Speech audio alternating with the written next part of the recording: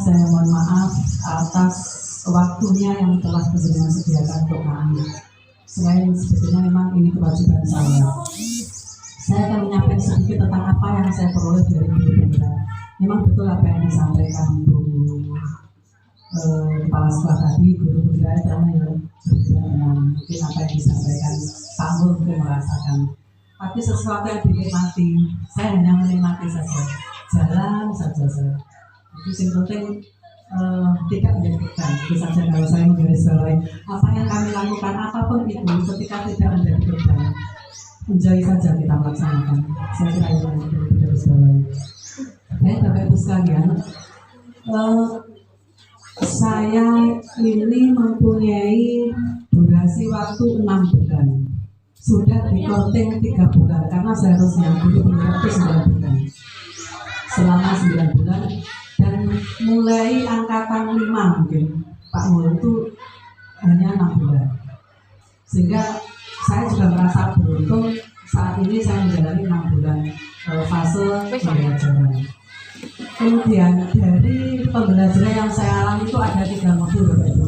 Modul 1, 2, dan 3.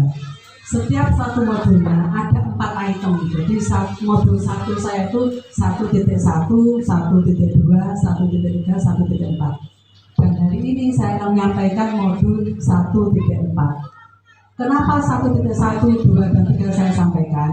Biasanya aksi nyata saya itu langsung di kelas atau kadang-kadang saya mau di lapangan-lapangan dan sebagainya. Hari ini saya akan menyampaikan karena memang minimal 1 modul itu 1 aksi nyata yang harus disampaikan pada rekan guru atau teman sejawat. Nah, pada kesempatan ini saya akan menyampaikan tentang budaya positif. Bapak Ibu sekalian, mungkin sepintas kita mendengar apa itu budaya positif. Budaya positif itu apa? Budaya itu kan kebiasaan. Jadi sesuatu atau kebiasaan yang positif yang kita jalani, itu yang akan kita bahas bersama. Tapi nanti akan saya hanya menyebut satu persatu saja sedikit dari apa yang kami peroleh. Kenapa? Saya akan mencoba belajar bareng. Mungkin apa yang saya sampaikan nanti tidak sama dengan pemahaman Panjenengan. Karena apa? Setiap modul itu dipelajari sendiri. Baru ketika nanti 1 bulan sekali ada 2 kali pertemuan lewat Zoom ya, itu baru kita menanyakan. Jadi apa yang kita sampaikan, apa yang kita peroleh itu cukup dipelajari sendiri. Baru nanti akan kita bahas bersama. Seperti itu. Dan ini kemarin sudah pernah dibahas dengan fasilitator. Lanjut bagaimana?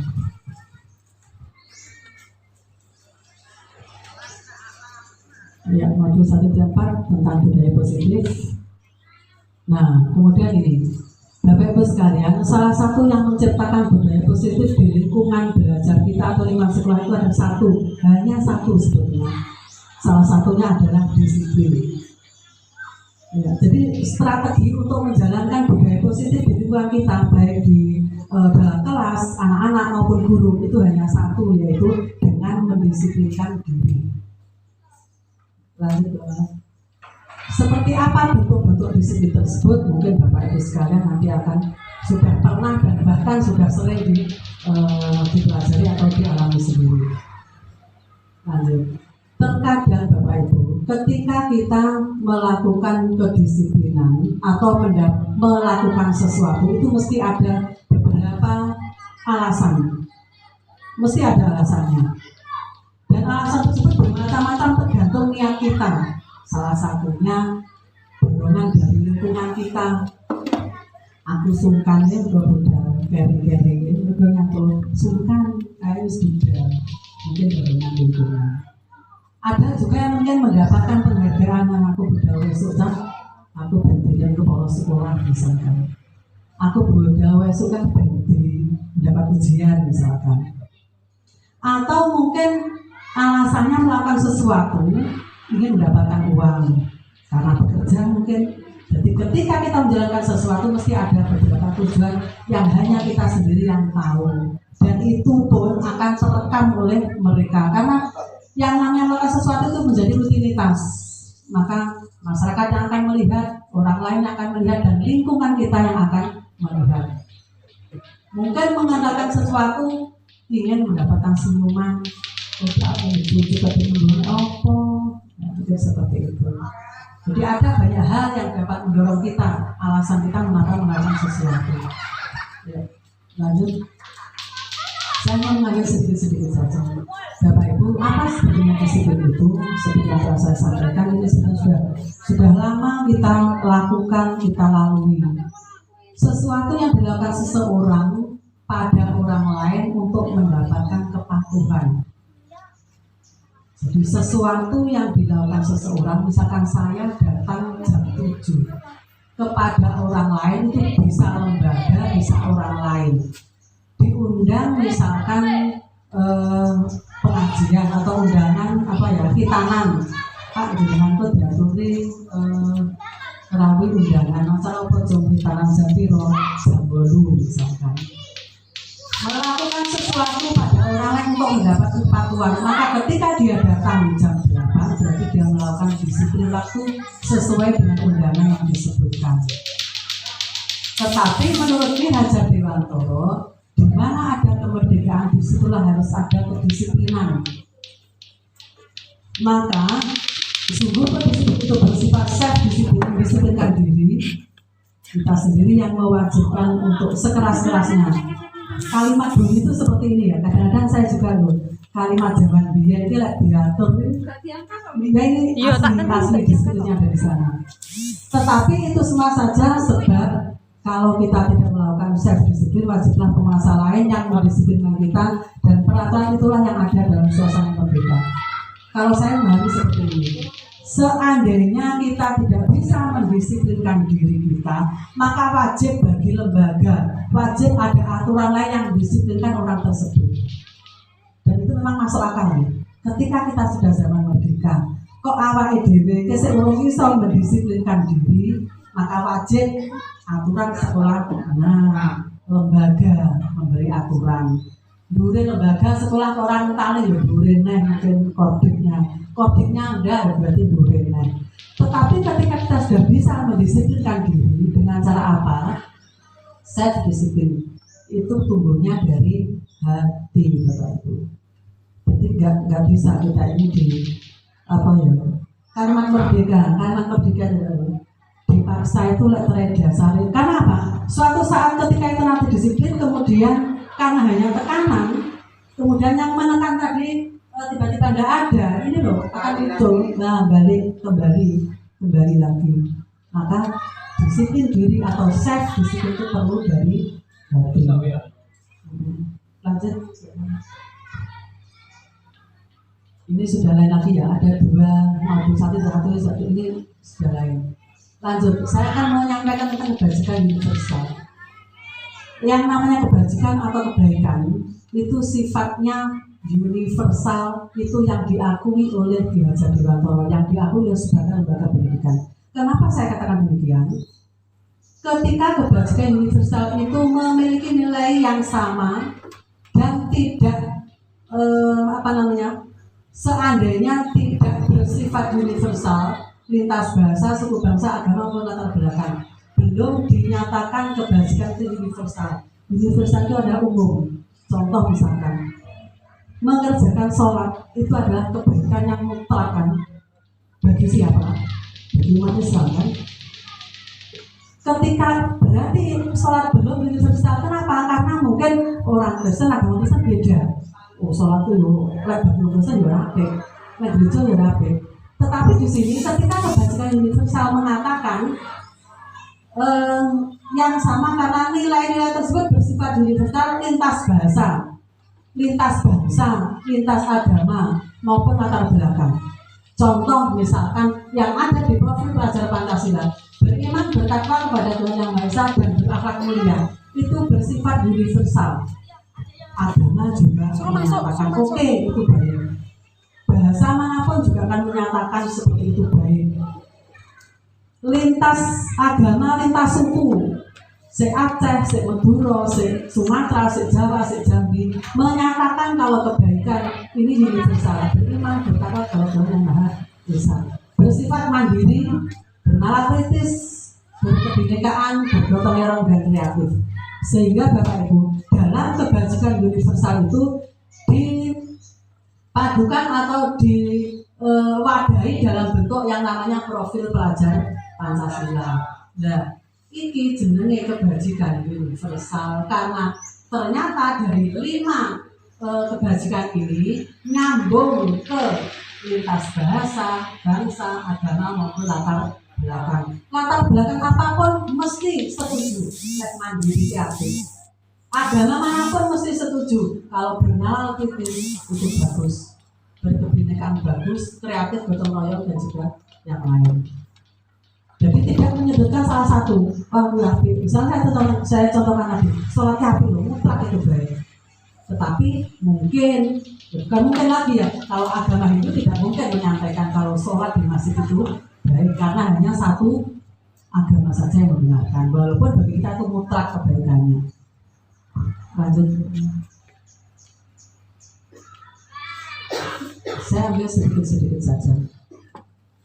Kemudian saya akan menyampaikan tentang hukuman, konsekuensi, dan restitusi. Ini nanti yang terakhir mungkin akan sampaikan videonya ya. Apa sih hukuman itu dan apa konsekuensi dan apa itu restitusi?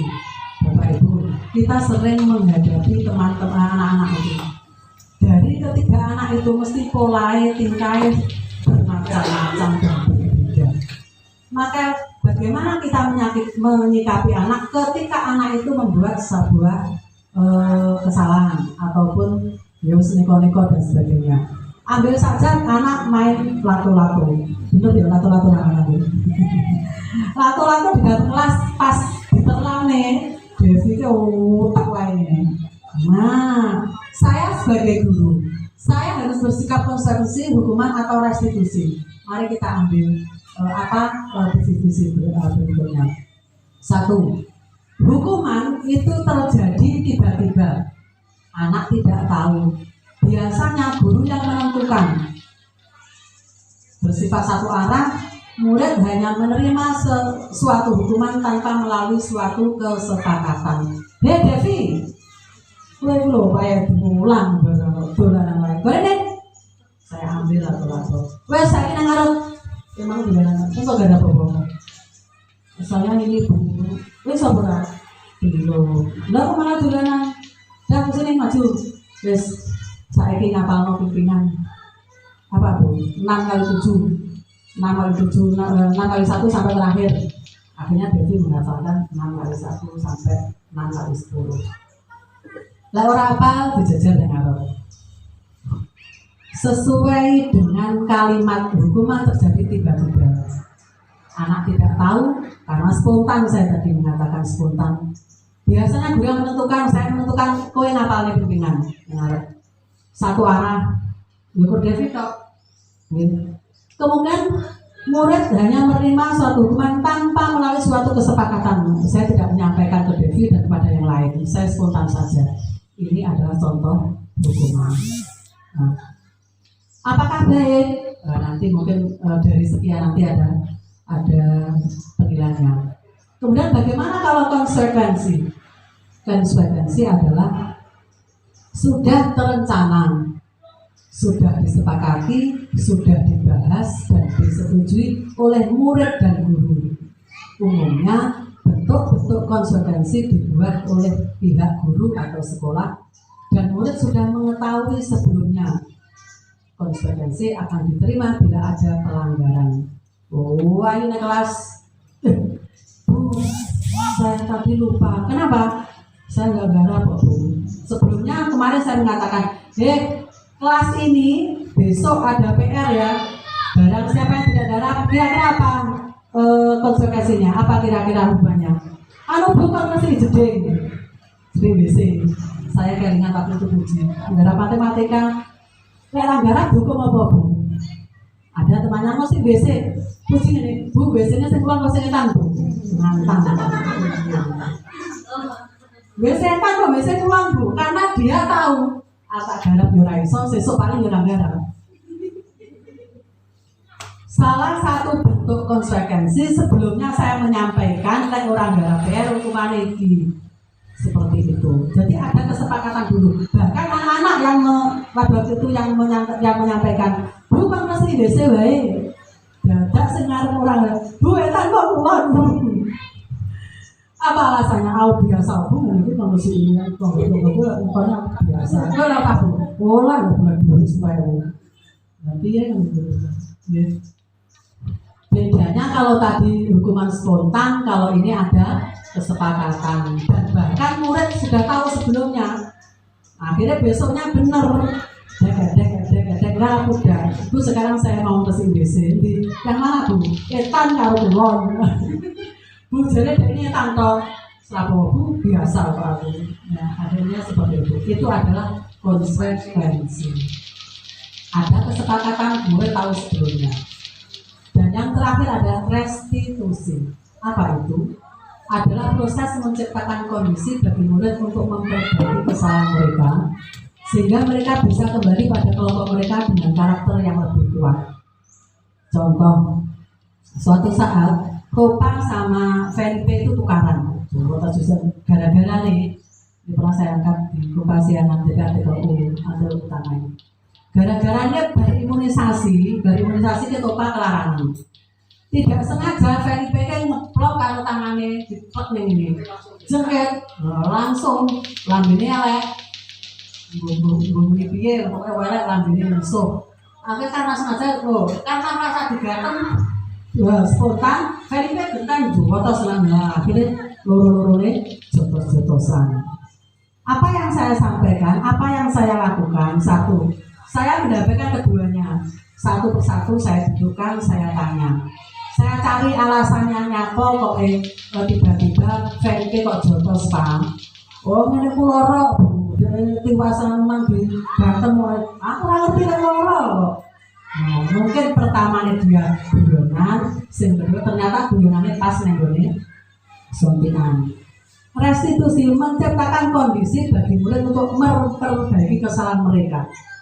Seandainya ada memang salah satu yang salah, maka bagaimana kondisi guru memperbaiki Pak ini.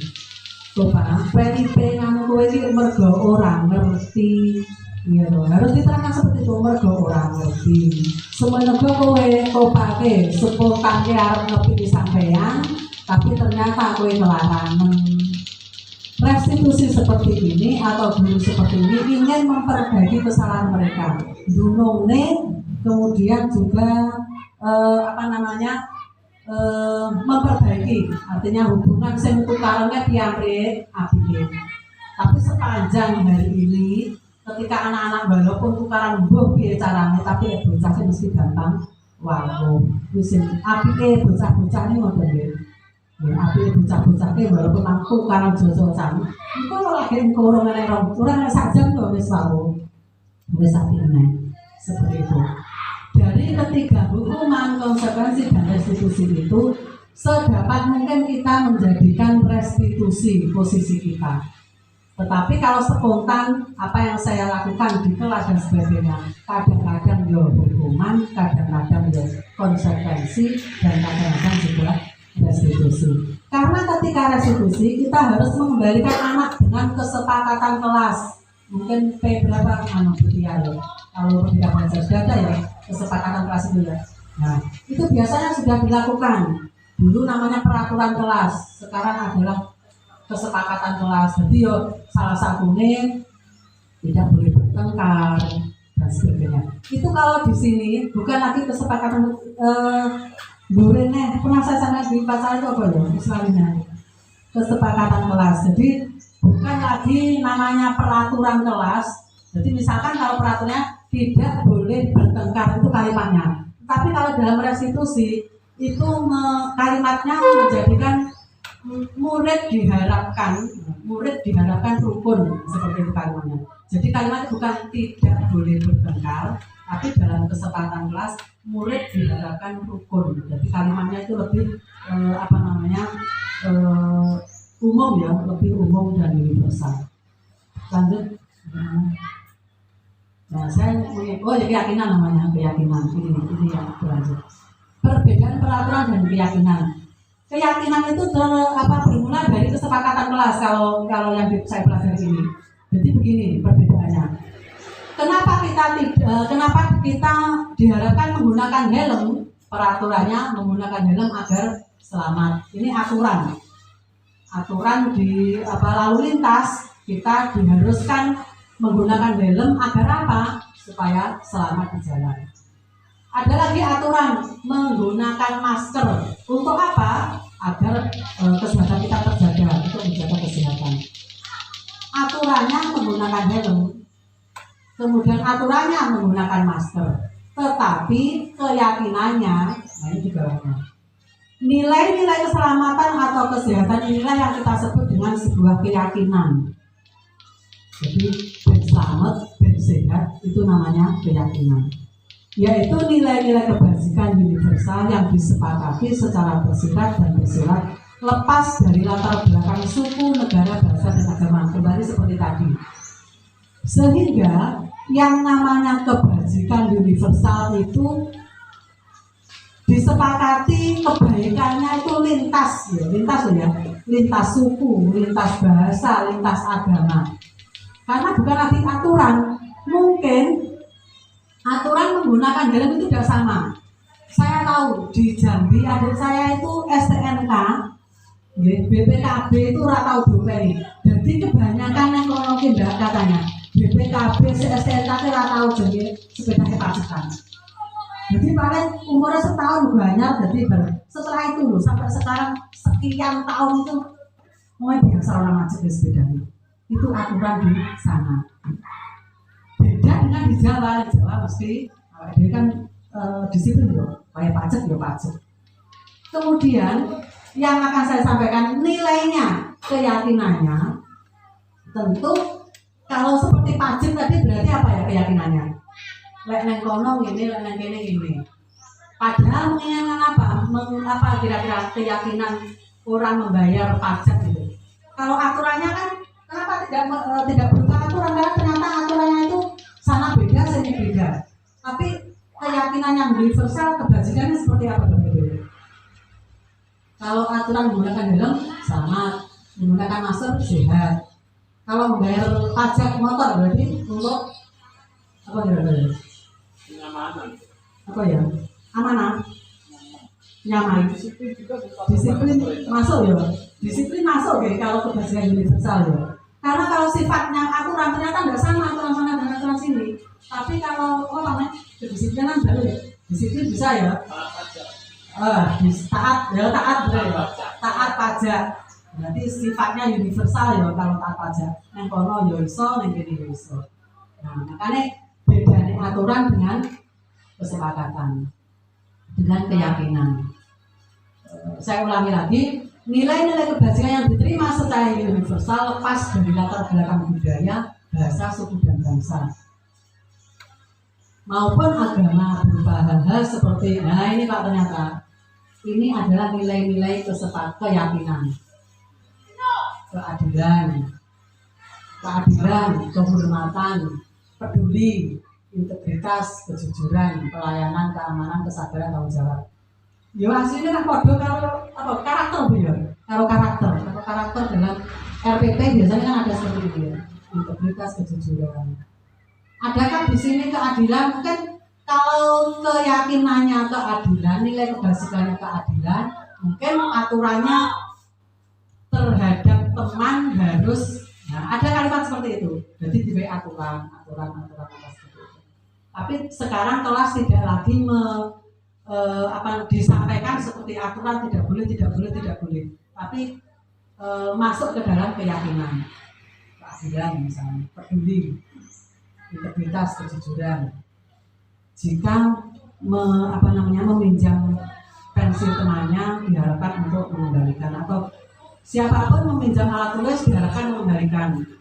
Tidak lagi dengan aturan seperti itu, tapi cukup dikatakan masuk kemana ya? Tanggung jawab ya. Nah, masuk dalam tanggung jawab bisa. Maksudnya seperti itu. Lanjut ya. Tinggal sedikit ini. Nah, mungkin di sini ada yang ditanyakan Bapak Ibu. Masuk ya? Sudah ya? Ya. Setelah ada harapan buku garap orang yang Iya, negara berapa juga kayak negara aku dewe. Iya. Iya. Ada 5 kebutuhan dasar manusia. 1 adalah bertahan hidup atau survival. Contohnya kesehatan rumah, makanan, rasa aman, pangan, dan sandang. Saya ini pernah menuliskan begini, ada 5 kebutuhan dasar. Saya menulis contohnya nanti saya. Yang kedua, merasa diterima. Butuh wong kuwi siji butuh urip.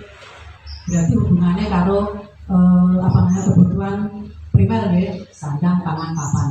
Fisik terutama dia. Ada seorang anak kelas ayu dan sebagainya. Nah, ketika katakanlah namanya Amin, wali murid itu sampai ke Susrebu. Aminnya ternyata ambil nenggonku jalui jajan kono bu. Aku iya anakku jalui, kan iya jalui dan sebagainya. Posisi Amin, kita sebagai guru tidak langsung Min pakai bilang min bolak balik jalui jajan koncomu. Sama masalah di paling sanggup kali pun. Enggak, ternyata Amin tidak berusaha. Akhirnya dia ngomong dan sebagainya. Posisi Amin kalau alasannya dia ora diwe sangu bu, berarti aku mbak ya lesu bu, makanya aku nyuruh jajan. Maka Amin pada waktu itu dia berusaha memenuhi kebutuhan dasarnya bertahan hidup. Pangan, sandang, papan, dan rasa aman. Berarti Amin pada waktu itu berusaha memenuhi kebutuhan bertahan hidup. Mereka dia ingin kalau koncone di posisi Amin. Lanjut sekarang, merasa diterima, love belonging, keinginan terhubung dengan orang lain, teman, kelompok, diterima oleh teman atau komunitas. Amin ketika ditanya, Min, kau jalan terus. Mbak, bu, aku rati baturi ya bu, aku yang malah mbak tak jarak wae. Apa bocah-bocah ngono senengane kok misalnya. Amin kok dikiri koncone digedhi koncone perkara ngono. Tapi alasannya Amin ketika itu, "Ben Bu, aku ora tau dikancani kok. Lah malah kok jaluk ngene malah mau ngoncani." Tapi nek tak wedeni aku dikancani kok Bu. Posisi Amin lek alasannya mergo ben. Nah, jadi koncone itu ya ben diterima dengan orang lain maka dia memenuhi kebutuhan dasarnya ingin diterima atau merasa diterima dengan orang lain. Yang ketiga kebebasan freedom, kesempatan memilih, kemudian menyuarakan pendapat, mencoba hal baru. Amin ngicip nang koncone sosis, jalurnya nang gone Alif jalur pentol, sesuknya sederhana US. Dia ini kebebasan, dia pengen mamiti, bariki, mencoba semuanya. Pada waktu itu Amin menginginkan kebutuhan dasarnya dia merasa bebas. Lanjut Mbak. Yang keempat adalah kesenangan, fun. Memang perlu senang. Hidup itu perlu senang ya. Aku bayangin lewat sedih terus ya susah. Senang di dalam kelas, kemudian memasukkan kesenangan dalam belajar. Dek iku lho roh koncone gindrang nangis tuh ya nek nggo pesen jarak mergo seneng. Ben juara seneng ya nek lho. Wonten ya abet lho, abet yo ngono. Dadi ngerti koncone nangis gindrang kan malah seneng. Apa ya Bapak ya goyang ngono. Nah, berarti waktu itu dia menginginkan kebutuhan dasarnya kesenangan. Aneh bisa ya. Artinya apa Bapak Ibu? Yo wis ampri Mas Tadene. Yo berarti bocah iki nuruti awake dan seneng. Pada waktu itu bocah kuwi abete karepe ngono dhewe lesu, pengen nuruti pangan. Karepe bocah kuwi ben diterima karo kelompoke. Nah, kita maksudnya kon teko kono mikire ya. Tapi lek spontan yo wis bocah iki. Yang kelima penguasaan atau power. Diakui pencapaian didengarkan, diberi kesempatan membuat keputusan, ingin jadi pemimpin, mengamati, perfeksionis, kecewa, akan kesalahan diri. Biasanya penguasaan atau power itu bagi mereka yang merasa diri diakui. Contohnya ini, bocah merasa pinter, biasanya biar temannya juga tahu kalau saya itu loh bisa. Biasanya sebetulnya dia enak kelompok itu biasanya dia akan menyampaikan memonopoli temannya, karena dia merasa bisa. Wes sakit bareng-bareng garap, ya bu, garap. Ada satu beri, bu, wah garap nak garap bu, aku dewe aku segarap ini. Liane lo bu nurun aku kabeh. Nah, dia memenuhi kebutuhan penguasa atau power. Dia ingin diakui kalau dia mampu, dia mencapai sesuatu yang dia bisa maksudnya. Nah, anak-anak yang mempunyai penguasa power ini bisa dijadikan seorang pemimpin karena dia mempunyai talenta seperti itu. Lanjut ya.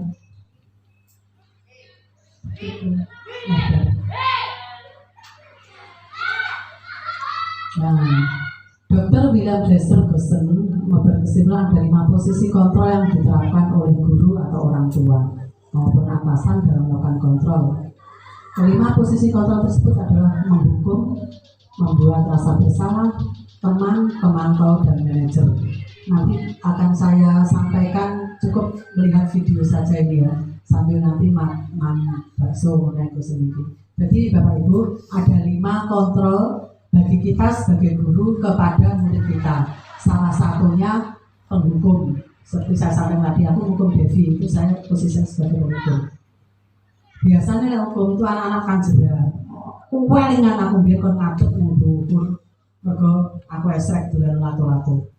Akan biasanya bocah sampai kemarin bakul saya ketok wit pelem itu loh, wit pelem itu kelingan, nggih ceritanya. Aku biar dihukum lho Bu, halah jangan cilik aku kon dihukum apa bocah selingan itu. Cerita. Lho, wis tuwek wis eling aku biar dihukum guruku. Karena itu sifatnya hukuman. Jadi ternyata bocah kuwi lek dihukum tuwek lho sik kelingan. Disampluk apa biyen nyampe pakai apa? Sabuke gurune.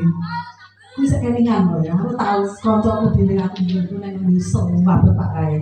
Sik kelingan ternyata. Karena sifatnya hukuman. Kemudian pembuat rasa bersalah. Merasa bersalah dia guru. Ya Allah, kowe iki piye ngene ngel-ngel aku ngono. Ya yo ngene iki lho. Basa kowe ngene iki malih aku ngene. Nah, gurune Rasulullah. Itu dia merasa bersalah. Kalau posisi kita sebagai teman, gak apa-apa ya, apa. Tapi sok ojone lho yo, sebenarnya lho yo. Santai, dianggap teman. Ada lagi yang pemantau dan manajer. Pemantau itu ya wis sak dhuwure teman di bawah manajer. Yang paling baik dari sekian 5 posisi ini adalah posisi manajer. Sebagai kepala sekolah misalnya sebagai manajer, jadi memberikan saran-saran yang baik untuk memperbaiki diri kita. Nanti akan saya keterangan di manajer. Lanjut bagaimana? Mungkin selesai ya. Nah ini tadi, itu masih ada 3. Ada yang saya sampaikan ada segitiga restitusi. Tadi saya mengatakan yang terakhir yang paling baik itu restitusi. Ini ketika Felipe dan Topa, ini memang betulan ya. Maka posisi saya ini menstabilkan identitas. Saya harus delok dhisik bocah itu mungkin nyapo. Berbuat salah itu tidak, saya mengatakan salah kira apa-apa. Itu saya katakan pertama kali. Itu salah apa-apa karena apa? Kita ini manusia, orang yang kalau salah. Tidak ada manusia yang sempurna. Saya juga pernah melakukan kesalahan seperti itu. Aku biar dia tahu loh, Bib. Jotos koncoku. Walaupun sebetulnya ya nggak pernah ya, tapi karena kita dulu, saya juga pernah melakukan kesalahan seperti itu. Kita bisa menyelesaikan ini.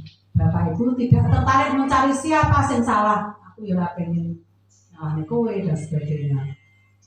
Karena Bapak Ibu inginkan adalah mencari solusi dari permasalahan ini. Kamu berhak merasa seperti itu. Oh ya gelem, mergo kowe mau kejotos makanya kowe gendang jotos, enggak apa-apa, itu manusiawi. Nah, apakah kamu sedang jadi teman yang baik buat dirimu sendiri?